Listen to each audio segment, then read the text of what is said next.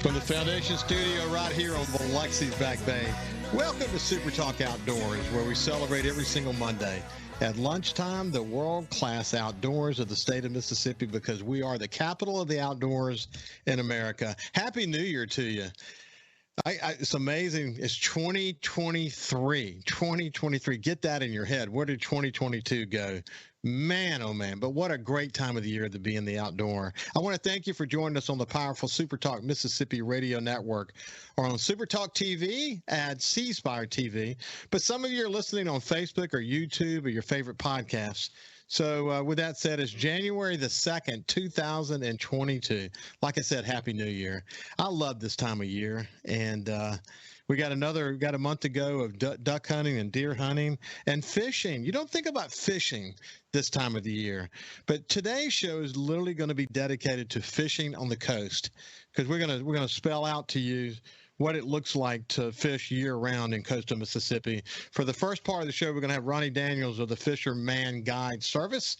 And then the second, my friend Sonny Schindler from Shore Thing Charters. Without any further ado, let's bring my friend Ronnie Daniel into the conversation and just say good morning. How you doing, buddy? Hey, man, if I was doing any better, they'd have to make two of me, Ricky. You always have such a positive view toward things. You're in the right business to have that outlook toward life. But, this is a fun time of the year. I know you fish a little bit, you hunt a little bit, but it is a great time of the year to be in Mississippi, isn't it? It is. We've got so much to offer here in Mississippi. Just a few hours north of here, we're world-class deer hunting. We've got deer down here. They're just not as big as they are up north. And 12 months out of the year, we can fish here as well. Yeah, and we're actually going to talk about that here in just a second. I want people to know a little bit more about you who may have missed our last conversations, but you're an interesting guy, because you didn't set out to get into the charter business, but made a decision a little bit along your sort of career guide or your career, calendar to decide to get into the business. You love working with the public. You actually had a TV show for a period of time. Tell people about that, actually, and how they can have access to it today. Well, I had so much fun filming. I tell people I got to do a lot of things that guys just dream of, and we made a lot of good friends along the way. Over the years, we aired on several different networks, but once we got done with the network, our episodes would go to YouTube. So you can still find all the episodes on YouTube. Just do a search for The Fisherman's Guide. The Fisherman's Guide. And you actually weren't just fishing on the coast or in Mississippi. You went all over the place, didn't you? Yeah, so we would make most of the meat and bones were filmed right here, but we made a few travel trips each year. I got to fish out of an airplane. I got to wade the banks of the King Ranch, which was the pinnacle for me. That was I just stood there in awe. I was like, I don't care if we catch a fish. I'm just taking all of this in. The King Ranch is a special place in Texas, extremely large ranch. In fact, how I know about the King Ranch, other than the fact that it's well known, is that I was on the Gulf of Mexico Advisory Committee for the Gulf of Mexico program many, many years ago, back when I was up in the production side of the Sun Herald. And one of the women who was on the Gulf of Mexico program was from Texas, and she owned the ranch that butted up to the King Ranch. And we went up. She actually hosted us at her ranch, and we went there. And I just remember her. I wish I could remember her name, but she was the nicest lady I've ever met in my life. But when we're talking about ranches, we're talking about tens of thousands of acres. We're talking about massive ranches. And I thought, when I saw her ranch and she showed me sort of the layout of it, and then she showed me how the King Ranch, sort of aligned with hers. I mean, just an amazing experience. But it's, I know that in some respects it's working, but the reality is it's like stepping back in time when you go fish a stream there, isn't it? Yeah, that morning we got up and we were running down, and look, I talk about the relationships you make in this industry. I had a guy come fishing with me, and he wanted to show me all these pictures of these fish he caught, and I'm always like, okay, yeah, let me take a look. Well, the guy kept messaging me, and I'm like, this dude knows how to fish. His name is Mondo Rivas, and he told me, man, you ought to come down. I'd love to take y'all fishing. So we did. We took him up on it. And that boy knew how to catch fish, and they've got some big ones over there. But we get in this little shallow sport boat. I've never been in a boat like that. We're running through these flats that are literally 4 or 6 inches deep. Whenever we pulled up to wade, he sets the boat down, and it sat down on ground. It's a tomahawk. I'm like, how are we going to get out of here? My nose is a big old boy. He said, it'll go. I stepped out of the boat, and it wasn't even over the boots on my waders whenever I stepped out of the boat. I'm like, we're going to be here all day. He's like, no, it'll get going. But we got to wade around there. We saw deer. We saw nilgai. I mean, it was just an amazing experience going down there. It's really cool. So if you want to watch Ronnie's YouTube channel, which is terrific, actually, is the Fisherman Guide. And you can see it on YouTube. Ronnie, it is a great time of the year to fish all across Mississippi, especially on the coast. I know we have these northern winds that come in and push the water out, and we have to be careful with that. But, people think of coastal Mississippi, they tend to think of summer, but it's really a year-round sport, isn't it? I've told people that for a long time. I always say when football season starts, people will start forgetting about fishing, but they miss out on some of the best fishing of the year, especially our fall bite. And then even once we get into winter, if you play these fronts right and you catch a few days just for a front, it can be very productive. The other big benefit of wintertime fishing, Mississippi's got 43 man-made nearshore reefs along the Mississippi coast. This is the time of year when those really turn on and the bridges turn on. And a fish that just a few years ago was considered a trash fish is on fire right now, and that's sheephead. It's a great fight, very good meat, great to eat. If you like eating redfish, you'll love eating sheephead. You can cook them a multitude of ways, and especially for kids, you don't have to be there right at daylight. You just need a little water moving. You need some structure and some shrimp or fiddler crabs, whatever people choose to use. But it's a lot of action. It's a hard fighting fish. And once you figure out how to clean them, they're a great eating fish. They make incredible table fare. Yeah, that and black drum and the occasional redfish, and maybe even the occasional speck if you catch the situation right. All the others are still there. We predominantly are probably more so targeting sheephead this time of the year, but I tell people on an average trip around the bridge or around these reefs, you may catch 8, 10, 12 different species in one trip. That is so cool. I mean, it really is. And of course, I know it. What I love about this time of the year, I live on Back Bay, as you know. This time of year, the water can be so clear. It's just a beautiful time of the year. You think of coastal Mississippi being a little bit brown water or whatever. By the way, that's because it's full of nutrients, which makes for great fishing, I might add. But man, when you're in that clear water, it's beautiful, isn't it? The water is super clear this time of the year, but one of the things that just always puts me in awe is how clean and clear the air is out there. You can see further and you can see more.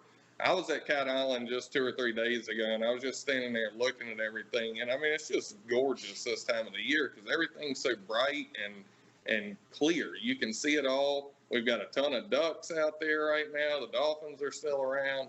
It's a great time to be out there. Special time of year. Of course, I know you guys aren't doing this kind of fishing, but still, if you just, in general, thinking about coastal Mississippi, once you get later into February, you can head to the salt domes and have the opportunity to catch some really, really, really big yellowfin tuna, and you don't have to go hundreds of miles out to do it. That's a special thing to do too, isn't it? Yes, it is. People started calling that the Eastern Lump a while back, I believe, and there had been some monster brute tuna. I spent 10 or 11 years tournament fishing offshore before I became an inshore guide, and man, I loved it out there. It was a lot of fun. Once I started filming, if we were doing a tuna trip, though, I always made sure I had 5 or 6 guys going with me. That way I could just stand there and talk and let them do all the work. Well, what I like to do, that's one of the good things about driving the boat. I'd be honest with you, when I was younger, that'd be cool catching the tuna. I don't really have much use in one now, but I like, what's interesting is, when you're on the lumps, you can watch that depth gauge. And my job is just to keep the boat in the right spot. Go ahead and make that float over, bring it back around. Usually you find sort of a secret spot or maybe the honey hole spot where they're biting today. But chunking, I mean, it's just really kind of a relaxing kind of fishing to do until, of course, you get one on. Oh, Ricky, it for people that have never experienced it, whenever you're sitting there just feeding that line out and then that tuna hits that line and it's just this eruption in the reel screen, it's shocking. It's a lot of fun.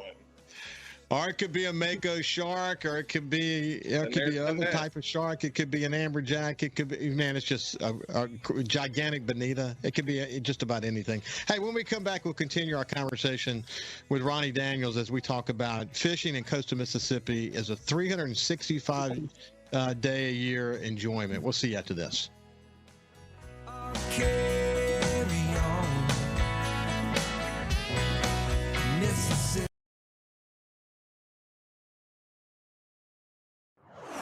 Leading the conversation on Mississippi's outdoors. It's Super Talk Outdoors with Ricky Matthews on Super Talk Mississippi. Welcome back to Super Talk Outdoors as we hear my friend Steve Azar with One Mississippi, the state song for the state of Mississippi and the theme song for Super Talk Outdoors. Hey, listen, today's show is dedicated to fishing along the coast. You know, it's January the 2nd. You know, Happy New Year to you, incidentally. But you wouldn't think about fishing on coastal Mississippi in January or February or maybe even March. People think of that as sort of a summer thing. But it literally is a 365-day-a-year enjoyment here in coastal Mississippi. And I've got Captain Ronnie Daniels with me from the Fisherman Guide Service. And we just sharing stories and talking about our enjoyment of fishing in coastal Mississippi. But, you know, Ronnie, you really do, even when there's a north wind and it's cold and water gets pushed out, you've got so many backup plans, don't you? Yeah, you know, we've got a vast habitat here. You know, there's a lot of opportunities here, from pushing as far back up into those ponds and bayous as you can, looking for redfish, to all of our man-made reefs that we can fish here. We've got bridges, channels. You know, there's a little bit of everything right here close to any port that we have in Mississippi. So when my friends ask me, when I fish in Back Bay, do I take a long run? And I say sometimes we don't start the engine. You know, but I mean, fishing can be just so good. And you're right, man. When the water's right, the tide's right, you can find those redfish sort of congregated up and just catch one after another if you want to. And you know, and we're talking about fish that are well into the 20-inch range that can be great fights. Yeah, absolutely. And you know, you just sparked a story in my mind whenever you said don't even crank the engine up. We had a few years back right there out of Pass Christian Harbor. This time of year, whenever it got cold, there's a little deeper hole right outside of the yacht club there, and it was holding some really good speckled trout. But we couldn't just pull outside the harbor and fish right there. So we would literally have to pull out, run the 2 or 3 reefs. We knew we weren't going to catch a whole lot. And then we'd come right back to the harbor and let them catch some really nice trout. That way, at least they felt like they got their money's worth whenever we could have just went there to start the whole time. Yeah, isn't that interesting? I can totally get that. You know, people say, well, why didn't, you know, we didn't go anywhere today. We paid a lot of money. You end up having to run a little bit to make it feel like they have their money's worth. But I get that. I get that completely. Yeah, it's so interesting from one year to the next. We had this one island that's in Back Bay that we could pull up to it, and it was like for 3 or 4 months. And you pull up to it, and man, you would catch a 5, 6, 7 pound speckled trout, maybe 2. You're not more than that, but just 1 or 2 every time you did it, every single time you did it. And I don't know what it is. I mean, it's something about the salinity, or maybe there's, you know, it's probably females, and it's just that's where they are this year. But it's interesting how you never really know where that hot spot's going to be.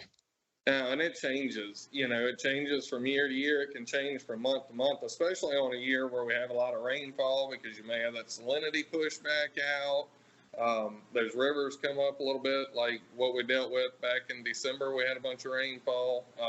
So that'll kind of push those fish out. It's a yo-yo effect. It'll move them back and forth, and you got to do a little hunting to find them.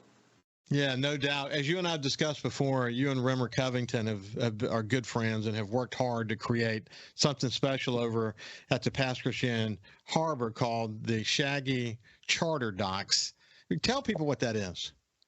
So, I've said for years, we've got some of the best charter captains in the Gulf of Mexico right here in Pasquishan. And we had a pretty nice place to fish out of there, but there was just a need to kind of take it to another level, to bring back that old school feel of whenever Gulfport Harbor was in its heyday, or whenever Pass Harbor had a lot of fishing going on there. And Rimmer and I had started talking about it, and I'd been down to Gulf Shores and seen Zeke's with all the charter boats behind the restaurant.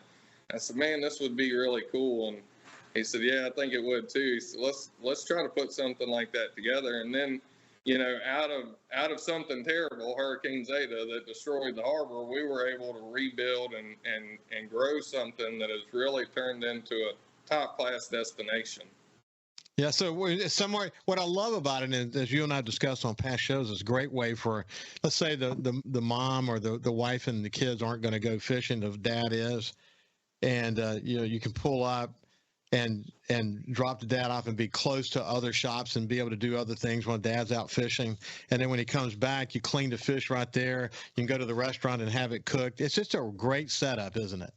Yeah, I mean, it doesn't get any fresher than that. We literally fillet them underneath, put them in a bag, take them upstairs, and they're cooking them for them 5 minutes later, and we say that all the time too. Mississippi, we've got the whole package. We've got golf, we've got dining, you can go shopping, world-class fishing. It's all right here. Yeah, it's so interesting how all that came together. And of course, in Pasquishan, as you look across south, you can see the beautiful Cat Island there. We have, again, access to some of the most incredible, most fruitful waters in the Gulf of Mexico. As you get into the spring, tell me about the changing of the seasons. Well, so our cold weather bite, like I said, we spend a lot of time around the nearshore reefs, around the bridges, and then once that water begins to warm, we start getting ready for whenever the brown shrimp come out. Whenever they come out, that's whenever the islands and the upper end of the Biloxi Marsh are really going to start turning on, and you'll see everything just kind of come back to life out there. Yeah, and then when we say coming back to life, it's a wild array of possibilities for fishing, isn't it? Absolutely, it sure is. Your speckled trout show up in big numbers, and they're feeding on those shrimp. You're able to start looking for birds. The redfish are still there. They're still hungry. These winter months are my favorite time to sight fish those because the water is so clear. And then not long after those shrimp start showing up and that water temperature comes up, then we start to see our triple tail again. So it's a lot to look forward to there. No doubt. And then, of course, sharks and Jack Crevalle and lemonfish. And, I mean, there's just really just about anything anyone wants. You have the opportunity to offer it to them about that when the summer gets going. Absolutely. And, hey, Ricky, speaking of these next few months, if you don't mind, just real quick, I would like to touch on one thing that we've got coming up. We do a Sure, please do. About your commitment to children, yes. Yes, sir. We love it. We love working with the kids. At the Biloxi, whoa, we got a crazy cat just snatched the computer off the table. Yeah. Biloxi and Mobile Boat Show, we do a free event for any kids that want to come out. We've got other professional captains that come in and work with us. We've got other organizations, IMMS, the Grand Bay Near, Marine Patrol comes out. We bring them in, we teach them how to tie knots, we show them the different types of fish, different rigs. They'll learn how to throw a cast net, life vest safety, a little bit of everything.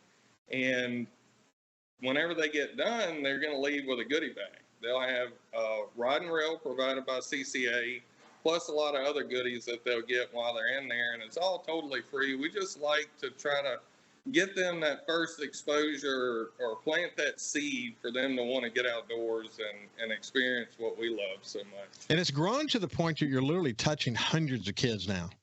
Yeah, so, this, I believe, will be our 8th year doing it. Whenever we started, and I reached out to my sponsors and said, hey, we want to give these kids some stuff. They said, well, what are you expecting? And I said, man, I hope we have, 25 or 30 show up. We grossly underestimated that. And now we're to the point where we went from doing 1 day at Biloxi to we do 2 days at Biloxi, 2 days at Mobile, and we see over 400 kids at each show. That's incredible. How would someone who wants to look into having their kids attend, how can they get more information? GulfCoastShows.com is the website for the Biloxi and Mobile Boat Show. Each one of those, Biloxi is going to be the first weekend in February. Mobile will be the first weekend in March. And we do it on Saturday and Sunday, but they can certainly get more information by going to that website. What's the ideal age range? Man, they need to be big enough to stand up and hold a ride. We've had people come in with kids and strollers, and that's not really going to work. But I tell people all the time, even whenever they're booking a charter, your kids better than we do. We want all of them to come in and experience it, even if you have to push them through in a stroller. But we're going to teach them how to cast. We're going to teach them how to throw a cast net. We're going to have some other interactive stuff. So they need to be able to stand up and hold a ride, all the way up to young teenagers. Bring them all. That's incredible. That's grown to really getting to over 400 kids. Did you ever in your wildest imagination think that was going to happen? No, I didn't, and this was something I've been kicking around for quite a while, and I needed a place to do it. I wanted to do it, but didn't really have a place, and I developed a really good relationship with Mary Bland and Melissa that run this show, and they said, let's do it at the show. And I said, all right, well, great. Well, we did it the first year, and we had a really good turnout. The second year, we almost shut the show floor down. People couldn't get around the line of kids that were trying to get into this event. They said, all right, hang on, we're going to have to rethink this. So now we have our own room that's dedicated just for the show. We have a lot more exhibitors that come in, different organizations. There's sea turtles, there's sharks, everything for them to look at. No matter where you live in the state, that might be a great opportunity for you to come down and participate in the boat show and have your kids get access to this free seminar. It's terrific. Hey, listen, Ronnie, it's been a pleasure to visit with you today, my friend. Hey, it's always a pleasure. Thank you for having me, Ricky. You bet. This has been Ronnie Daniels from the Fisherman Guide. And when we come back, my friend Sonny Schindler. We'll see you after this break.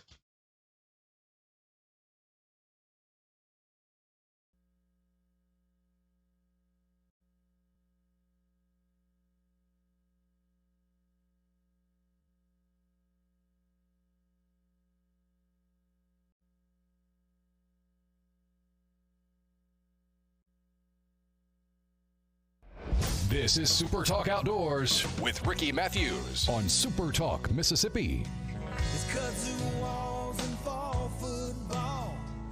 Welcome back to Super Talk Outdoors. As I said, today is dedicated to fishing in coastal Mississippi. I know it's January the 2nd, and it's still in the deep into the winter months. Had so much cold weather lately, but what a great way to celebrate Mississippi as the capital of the outdoors in the United States by reminding you that coastal Mississippi fishing is so diverse and so amazing, and it's a 365-day-a-year enjoyment. I enjoyed that conversation with Ronnie Daniels. He's been a good friend to this show and my show on the coast called Coast View. And that's the best way to describe our next captain, Captain Sonny Schindler from Shore Thing Charters. He's been a regular guest of both Super Talk Outdoors and Coast View. And Ronnie paid him a good compliment as we were switching over. He said that when he had to speak after Sonny spoke at a seminar, he was, Sonny was a hard one to follow. And I'm not surprised to hear that, Sonny. But anyway, good morning. How you doing? Or good afternoon. How you doing, my friend? Good morning. Yeah. Good to see my friend Ronnie on here. He always does a fantastic job. Well, you and I talked about this before, but it is great to see the charter. Y'all gonna be competitive with each other, but at the end of the day, you guys work together to make sure that the experience is going to be the best for your clients, no matter if it's Ronnie's service or yours. No, and that's right. And our mantra, and I think Ronnie will probably agree with me. We can just get them down here to the coast. We'll get them. So, whether our service is full or somebody's out of town, we know, all of us, the past guides and Ronnie and the other services that we all kind of mingle with. If you get with any of us, they're going to take care of them. They're going to show them a good time and catching fish and get them spreading the word about what we do down here and having fun and just the whole experience. So no, we work closely together. So I say it on the show a lot. Regular listeners get tired of me hearing it, but when I say Mississippi is the capital of the outdoors in America, and it has to do with this incredible combination of these various dimensions we have, whether it be hunting or fishing or canoeing or whatever it might be. But when you add coastal flair to it, the coastal saltwater fishing and backwater fishing, and then the offshore fishing, and you bring it all together, it's the best. When you make the point to someone who's from Wisconsin that this is not just a summer thing as it relates to fishing in coastal Mississippi, how do you talk about it? Man, we sell the whole thing. My crew yesterday, they all run together, but it was cold. Look, ice on the deck, and it was cold. And I politely told them everything. It's going to be windy. It's going to be chilly, and giving them their out if they wanted it. And nope, we're coming. Brought plenty of clothes. And when they pulled up, I noticed the Kansas license plate on the front, and they were tough. They did it, and they love it. 30 degrees to us, to me personally, I got a heated jacket on right now. I don't know if you can see that. I'm in my house. I don't do cold. I'm miserable in it. And they look, in different strokes for different folks. They get out of the car, 30 something degrees, ice on the pier, ice on the boat, and they're like, man, it's great. We just left negative whatever. So yeah, it's hotter to the south, but it's way colder to the north, and we're kind of in the middle. We caught fish. We had a great time. It was awesome. And the truth is, if you can do it, sometimes the weather won't allow you. Sometimes you have too much of a north wind, and it might push the water out. But there's a lot of conditions, just like thunderstorms in the summer, that you have to deal with. But if you can get out, there's always a battle plan that involves catching something, isn't there? It is. And I know we were jibber-jabbing earlier. Can I tell you about this one we had the other day? Yeah, sure. So a dad and two sons. Now, they were from Florida, so they like our warm weather. And it was a little bit warmer. It wasn't this freezing cold stuff. But we went out, great day, started picking through our redfish, and we got to where we could only keep two more. We had a lot of time left on the clock. And these boys did not want to go in early for any reason whatsoever. And I was cool with that. So we left the reefs we were fishing because we were picking away at these redfish, one here, two here, whatever. Well, I took them deep into the marsh, and I said, look, we're going to get those two back here, but you're going to see some cool stuff. So we rounded one corner, and you know what clapper rails are? Yes. They're the little kiwi-looking birds. Well, Robert Smith, who we need to get you set up with, he showed us how to call them through our speakers on our boats. So I put the speaker in. The tide was real low, and I said, look, they're going to come out of everywhere. Just be ready. And they're kind of, whatever, this guy's fishing guy. Now he's a bird expert. So, look, I hit it. The second call, like 6 of them come out of the marsh. One of them comes sprinting down the bank to us, screaming and yelling at us, that barking, almost turkey sound. They run right next to, they're 2 feet from the boat, screaming at these kids. And once they realized they weren't going to hurt them, the one kid, and we caught their 2 redfish while we're watching all this. The youngest one turns around to the dad and says, Dad, I hope you're not mad at me, but this bird thing's the coolest thing I've ever seen. he didn't want him upset that we caught all these fish. And he said, that was the neatest thing I've ever. And so we explained what Robert had taught us about the territories of the rails and how they use a call system to mark their territory. And we still had an hour left on the clock, but it was already a home run. We took him back out to another reef and caught him a big black drum to kind of close on it. But that experience, the fishing, the bayous, the bird calling, the big fish at the end, I got them for life. It's an epic experience. And, the opportunity to see it through their eyes, to see it through that kid's eyes. And based on your experience, the fact that you've done it, that you've made an impression on that kid that's going to be there for the rest of their lives. And one of the things that makes you a good guide, Sonny, my son, I have a friend, Reed Geis, Reed Geis, right? Oh, Reed, yeah. Reed Geis, one of my dearest friends, and he loves to fly fish. I know you probably know him in that way. But Reed and I, he fishes with me all the time. And my son Jordan says of Reed that he has a low, how does he say it? A low ceiling for amazement. In other words, everything, I think you and I talked about this before, everything, right. He's just very amazed.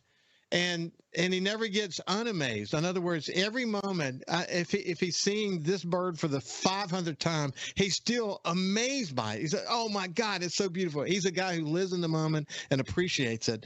To be a good guide, you almost have to keep that spirit, don't you? You do, and look, unfortunately, I've seen it. I've made a lot of money off the guides that have lost their spark.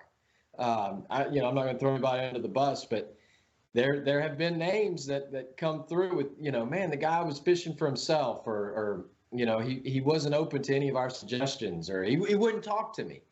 And anybody that has ever come to work for us over the years, we tell them fishing is a part of what we do, but it's not at all a big part of what we do. It's I wouldn't say it's a small part, but it's nowhere near what you need to be good at the guiding. You need to have you need to be a tour guide and a wildlife aficionado, and a good boat handler, and polite and funny and hardworking. And if the fish are there, we'll catch them.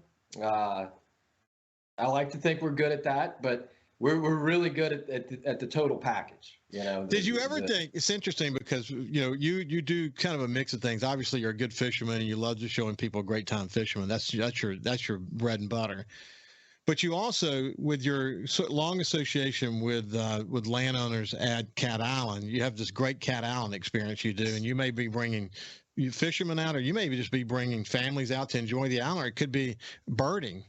But the wildlife and nature side of it, and what you've learned from being with those people, has, just like you just told about the story about the rail, probably has just created such a repertoire for you to, when you see something, to be able to describe to someone what it is they see. And man, this time of year, Ronnie mentioned a few minutes ago, the ducks are arriving at Cat Island and all these different birds coming from all over the world. It is an amazing menagerie, isn't it? It is. And to just go out there and it's there, why not enjoy it? To go out there and just say, oh, I want, whatever, this size or this many fish. Yeah, that's great. And I hope you get them, but why not soak it all up, learn a little. And I learn new stuff every day out there, but the birds and we had otters swim up to the boat the other day. It was unbelievable. Yeah. I talked about otters on the show, my Coast View show the other day, but they'll just show up at my pier, and I've got a floating pier. So they'll come up on the floating pier to eat clams or whatever it is they're eating. And then they'll go fish a little bit more. Then they'll come back up and eat a fish, and they'll come in a group and entertain us for a little while. And then as soon as they come, they disappear again, and we won't see them for weeks and weeks. It's just so interesting. Hey, we're visiting with Captain Sonny Schindler, talking about how amazing coastal Mississippi fishing and just enjoying the outdoors in coastal Mississippi 365 days a year. We'll see you after this break.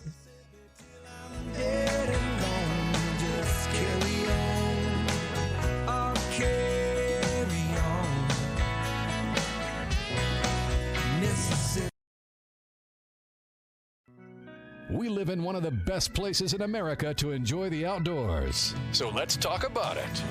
It's Super Talk Outdoors with Ricky Matthews on Super Talk Mississippi. Welcome back to Super Talk Outdoors, and hope you're having it's January 2nd. The new year has started, but outdoors in Mississippi is still going strong. Got deer season in most parts of the state are going through the end of January. Even in the southern zone, we'll go into February. And, of course, we've got duck season in full bloom. But people don't tend to think of coastal Mississippi during the wintertime. And in the fall, this is just a great time of the year to be here. I've got Captain Sonny Schindler with us, and we've been just sharing war stories. But it's a fun thing to remind people. Like, people do forget that it's a 365-day-a-year thing, don't they? That's right, man. Like we were talking during the break. I got to go snapper fishing in December. I mean, that was the coolest thing ever. It was cold, but like I was telling you, I was kind of doing whatever Alex told me to do. It was his trip. We got to go scouting around because he normally doesn't fish in December. So we got to go look, and man, they were close. No barotrauma on any fish. We were catching them in 50 feet of water. So you got to release whatever you wanted. And I got a pile of fish. I got tons of family coming. They're going to be here all through the holidays into the new year. So it's just, plenty of good eats and really nice treat to be able to do that type of fishing in December. So you guys have a bunch of boats in your repertoire, and Alex has an offshore boat, and so it's Captain Alex. And when you add what he brings to the table, it really opens up the opportunities for you guys to offer all kinds of experiences, doesn't it?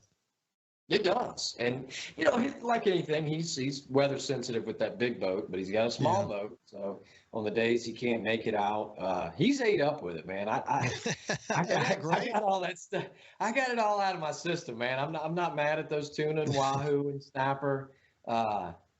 We figured out on the way out when we were going out, I said, man, when was the last time you and I offshore fished together? And it was 2009 was the last time. Wow. Of course, you for people who know this, Captain Schindler used to fish out of the Mississippi River out of Venice, and he did it all, the blue water stuff, and he has literally seen it all. Hey, Kyle, the producer of Super Talk Outdoors, show one of those photos, and for the radio audience, we'll explain to you what we're taking a look at. But Sonny always shares us a few photos, and this is a beautiful snapper. This must be from your trip. It was, and the good thing was we brought some young bucks with us. I was there kind of to unhook and bait. I wasn't that mad at those fish, but that's my little buddy Deacon, and he earned his keep that day. I mean, look, that's not a small. We're talking about 15 to 20, and that one looks like it's over 20 pounds. That was probably one of the bigger ones. I think I caught that one on an artificial bait. Alex was just giving me stuff, he's like, man, try this out. I was like, I'm so not used to reeling in fish. It was such a nice treat. I need to do it more. Looking forward to bringing, my wife and daughter.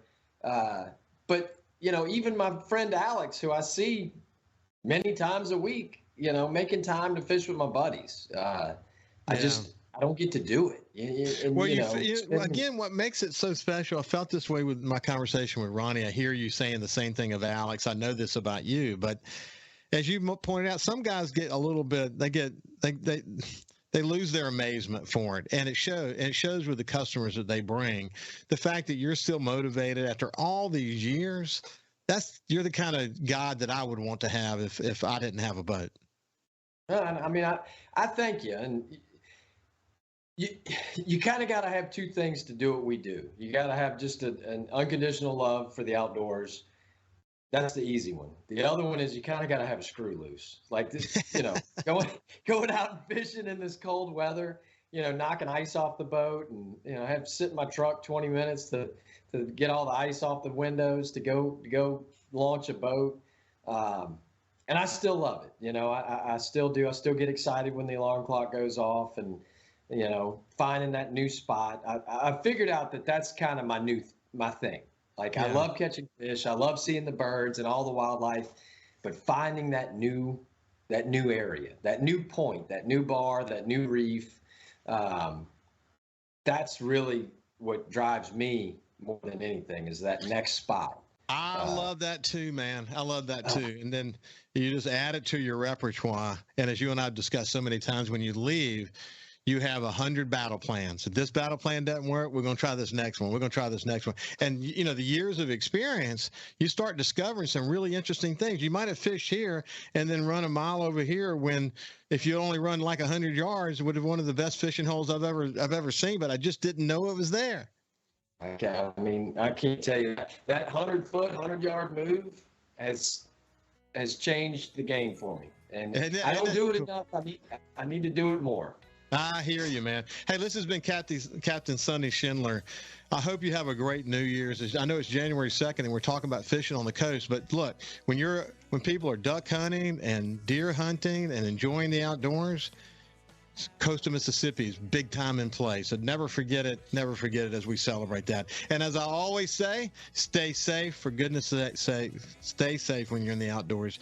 Unload that gun. Never forget to unload that gun. God bless you, and we'll see you next Monday.